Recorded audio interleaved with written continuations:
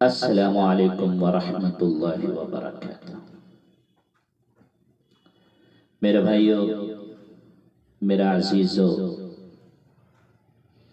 ایک ہی راستہ ہے اللہ تک جانے کا، جنت کو پانے کا، دنیا کو جنت بنانے کا، محمد الرسول اللہ۔ جناب رسول اللہ صلی اللہ علیہ وسلم کی مبارک زندگی کو اپنانا یہ سب سے بڑی کامیابی ہے۔ یہ واحد نبی ہیں جن کی زندگی کی ہر شے محفوظ ہے، کوئی ایسا نہیں جن کی سب کچھ محفوظ ہو۔ یہ واحد نبی ہیں جن کی زندگی کی ہر شے محفوظ ہے۔ اگر ہمیں ہمارے نبی کے بکریوں کے نام یاد نہیں ہیں تو کوئی فرق ہے شریعت؟ مجھے اپنے نبی کی بکریوں کے نام یاد نہیں ہیں تو اس سے کوئی جنت و دوزخ کا فیصلہ تو نہیں، لیکن اللہ کو پیار ہے۔ جو بکریاں آپ نے رکھی ان کے نام بھی اللہ نے ہم تک پہنچا دیے۔ عجبہ، سقیہ، زمزم، برکہ، ورثہ، اطلال، اطراف، قمرہ، غیثہ، یہ 9 بکریاں تھیں جو میرے نبی صلی اللہ علیہ وسلم کے پاس تھی، اور ان میں 10واں بکرا تھا جو نسل بڑھانے کے لیے تھا، ان کا نام تھا یمن۔ ان کو چرانے والی تھی ام ایمن۔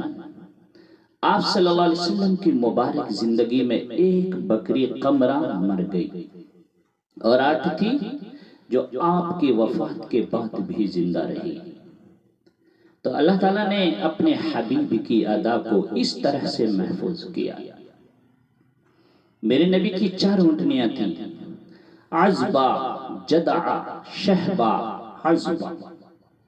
میرے نبی کے 2 اونٹ تھے، عسکر، ثعلب۔ 2 گدھے تھے، عفیر، یعفور۔ 2 خچر تھے، دلدل، فضہ۔ بہت سارے گھوڑے تھے، بہت خوبصورت تھے۔ میرے نبی پیدل بھی چلے، خچر پر چڑھے، گدھے پہ چڑھے، اونٹ پر چڑھے، اور میرے نبی عالیشان خوبصورت گھوڑوں کی بھی سواری کی۔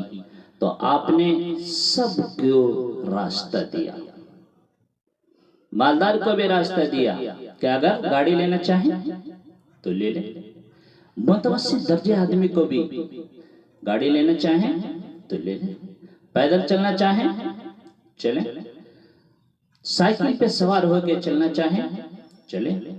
میرے نبی نے امت کے ہر طبقے کو راستہ دیا۔ میرے نبی ساری زندگی سادہ لباس پہنے، پیوند لگا لباس پہنے، لیکن میلا کبھی نہ پہنے، میلا کبھی نہ پہنے، میلا کبھی نہ پہنے۔ آپ کے جسم مبارک سے خوشبو اٹھتی تھی، خوشبو، آپ کے پسینے سے خوشبو آتی تھی۔ مالدار کو کیسے راستہ دیا؟ ایک صحابی آئے، یا رسول اللہ، میں آپ کے لیے جوڑا لایا ہوں، میں آپ کو پہنانا ہے۔ آپ نے پوچھا کتنے میں لایا؟ کہا یا رسول اللہ 27 اونٹ دے کر یہ جوڑا خریدا ہے۔ 27۔ ہمارے یہاں غالباً ایک اونٹ 1 سے 1.5 لاکھ روپے کا ملتا ہوگا، تو اس سے 40-42 لاکھ روپے کے قریب ہوتے ہیں۔ جو اتنے پیسے کا جوڑا خریدا اور آپ کے خدمت میں پیش کیا، ریشمی نہیں، ورنہ تو آپ پہنتے ہی نہیں، کیا کام ہوا تھا واللہ عالم۔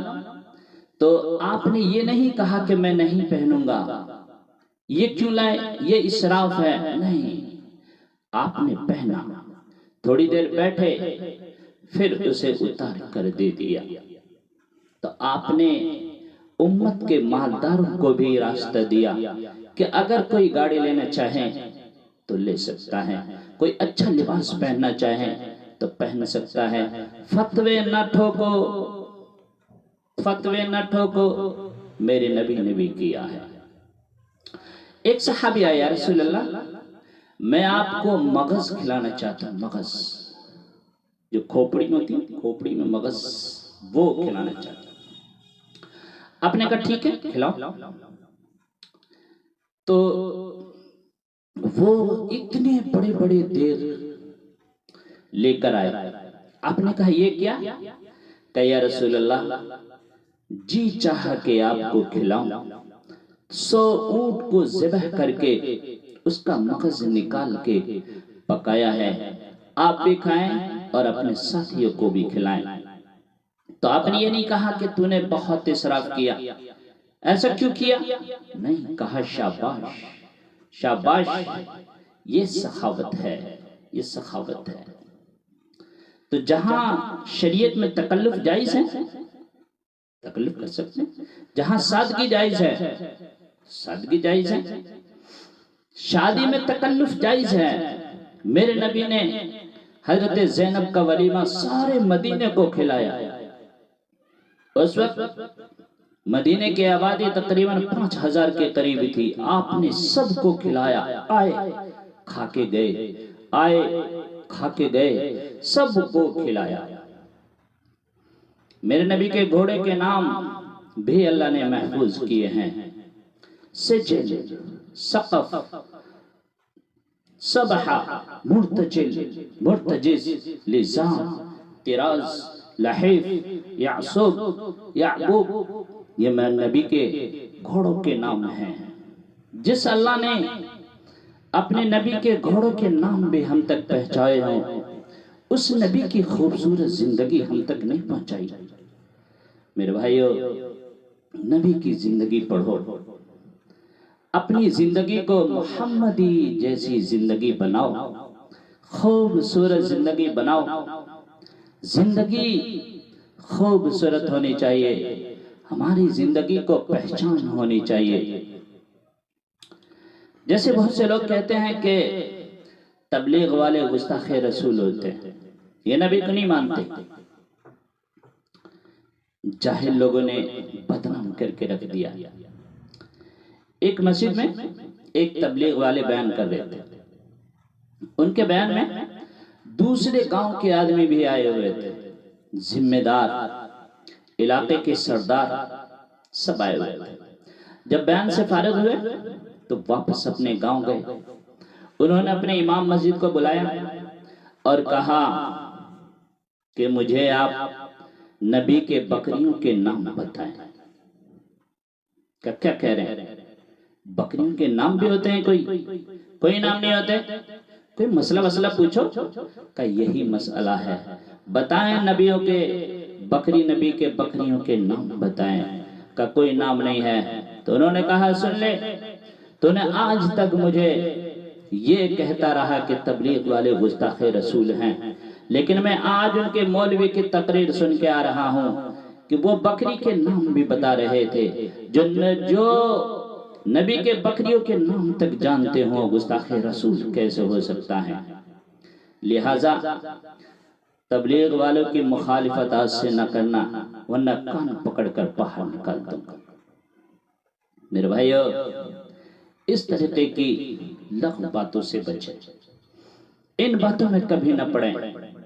دیوبندی نے کیا کیا، بریلوی نے کیا کیا، اہل حدیث نے کیا کیا، اس نے اس کو کافر کہا، اس نے اس کو کافر کہا، دیوبندی بریلوی کو کافر، بریلوی دیوبندی کو کافر۔ ارے تو پھر جنت ہے کس لیے؟ اللہ نے کس کے لیے جنت بنائی ہے؟ اس لیے میرے بھائیو، ان سب فرقوں میں نہ پڑیں، اللہ کے لیے نبی کی زندگی، اپنی زندگی کو اپنائیں۔ اللہ ہمیں نیک عمل کی توفیق عطا فرمائے۔